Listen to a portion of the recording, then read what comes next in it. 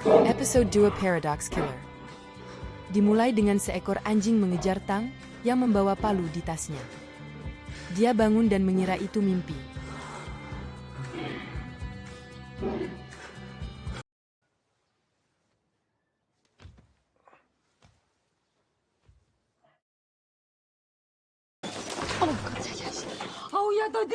Tang pergi ke rumah orang tuanya dan ibunya menyuruhnya datang ke gereja. Ketika dia membuang sampah, dia melihat kepala orang mati itu di tempat sampah.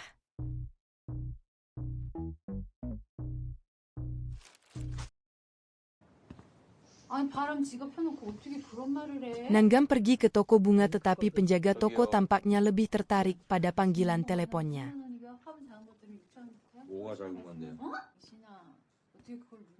Dia kemudian pergi ke toko dan meminta kotak hadiah jus. Tetapi dia menemukan kotak itu berkurang 2 botolnya dan akhirnya membuangnya.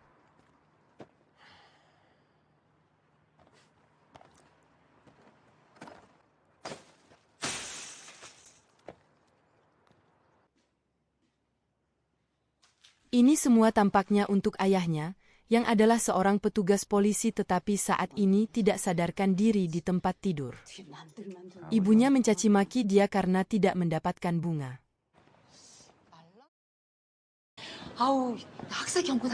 Mereka semua memasuki gereja, di mana ibu Tang menyuruhnya pergi ke luar negeri jika dia mau. Dia dan ayahnya tidak akan menjadi beban baginya. Dia memberinya tiket lotre juga.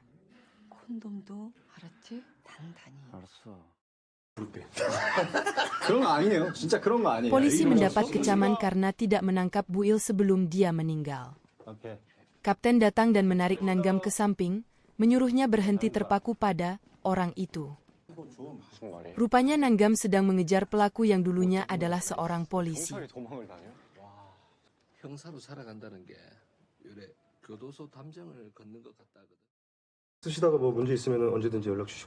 Tang membeli ponsel baru dan kemudian pergi ke toko.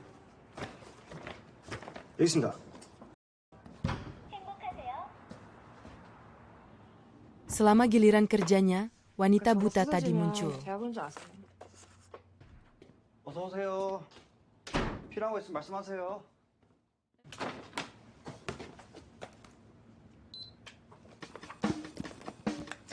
Dia menuntut Tang membayarnya 2 juta won. Ternyata, dia tidak sepenuhnya buta dan mengetahui Tang membunuh seseorang dan mengisyaratkan bahwa dia memiliki palu.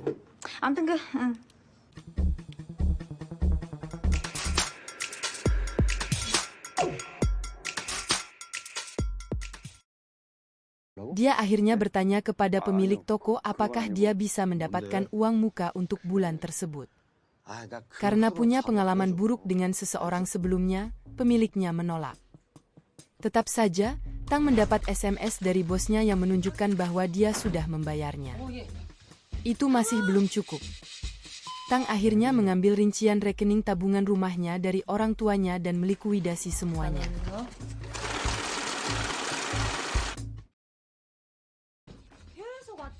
Gyeongwan dan Miang terus menelepon Tang tapi dia tidak mengangkatnya.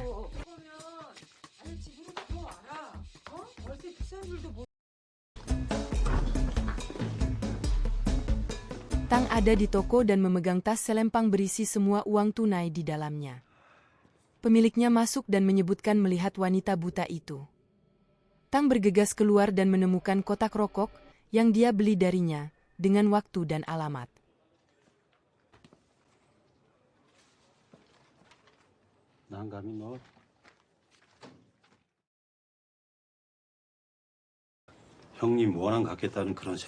Di kantor polisi, Kapten memberitahu Nanggam karena mencoba mengejar pria itu sebagai pembalasan terhadap ayahnya. Nanggam mengklaim dia hanya melakukan pekerjaannya.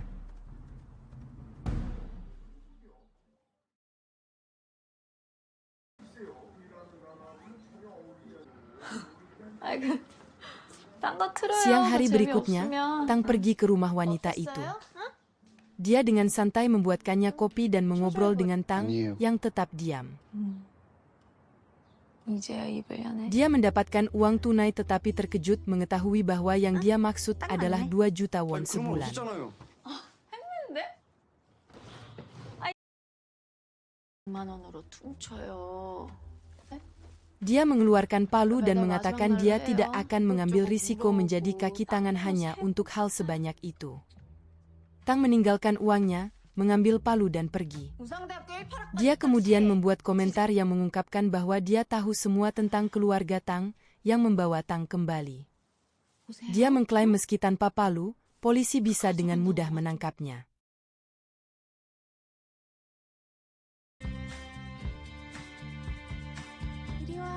Tang membayangkan dirinya berlari ke arah wanita itu seperti seekor anjing, bahkan mengenakan tali pengikat.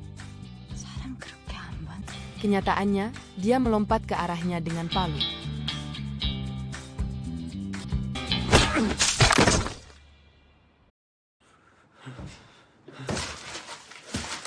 Tang mengambil barang-barangnya dan berlari keluar, meninggalkan bekas berdarah di pintu depan rumahnya.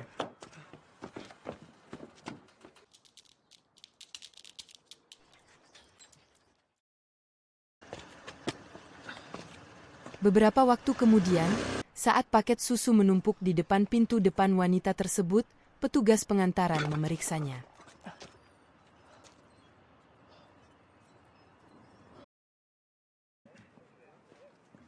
Hal berikutnya yang kita lihat, pita polisi ada di sekitar tempat itu dan Nangam serta Yongjae ada di tempat kejadian.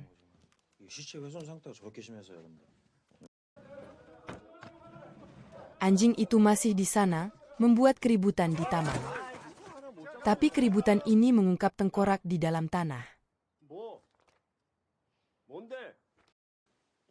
Selama tanya jawab polisi, kami mengetahui bahwa 2 kerangka ditemukan di kebunnya.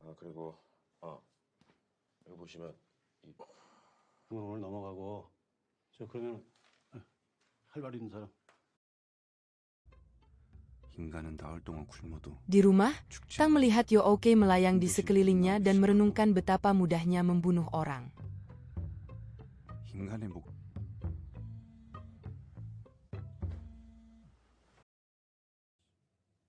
Rupanya, dia sudah berada di dalam selama 4 hari dan belum makan banyak.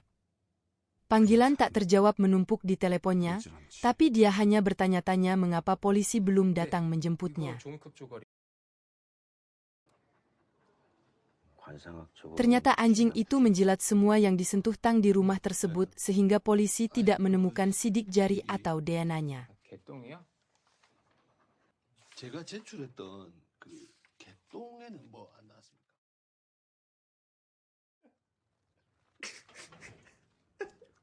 Sementara itu, Tang yang putus asa mencoba bunuh diri tetapi gagal.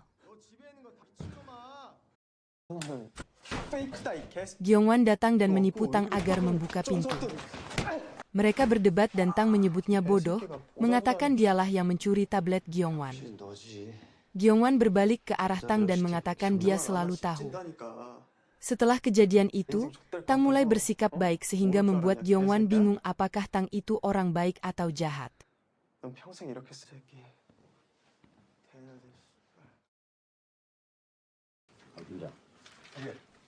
Di kantor polisi, salah satu rekan Nangam yakin ada orang lain di rumah Yoo-ok pada hari itu. Tapi tidak ada bukti. Kemudian, keputusan telah dibuat untuk menurunkan anjing tersebut dan rekannya disuruh membawanya ke tempat penampungan.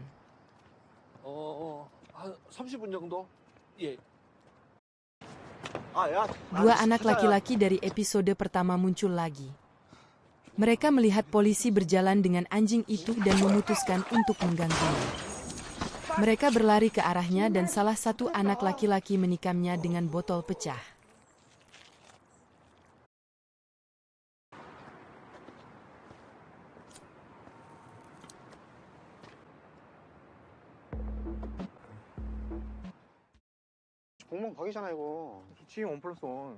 Kedua anak laki-laki itu masih bertanya-tanya di jalanan ketika mereka menyadari bahwa mereka kehilangan dompet.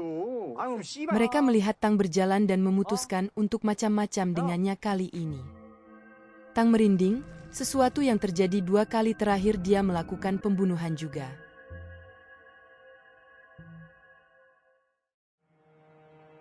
Hal berikutnya yang kita lihat adalah 2 mayat tergeletak di tempat pembuangan sampah.